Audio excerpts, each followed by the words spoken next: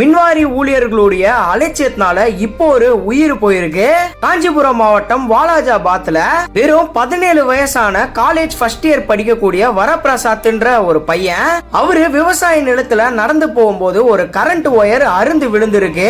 அந்த ஒயரை கவனிக்காம அவரு அந்த ஒயரை மிதிச்சிடறாரு. அவரு அந்த ஒயரை காலால மிதிச்சவனே கரண்ட் தாக்கி அந்த இடத்திலே உடல் கருகி இறந்து போறாரு. ஆல்ரெடி இந்த இடத்துல கரண்ட் ஒயர் அருந்திருக்கு அப்படின்னு சொல்லிட்டு அங்க இருக்க மக்கள்லாம் மின்வாரி துறையினர்கிட்ட சொல்லியிருக்காங்க.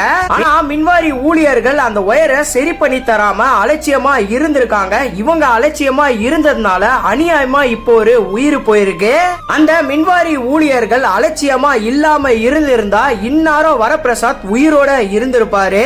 வரப்பிரசாத் உடைய அப்பா அப்புறம் அவருடைய உறவினர்கள்லாம் அழுதுகிட்டே போராட்டம் பண்ணிருக்காங்க.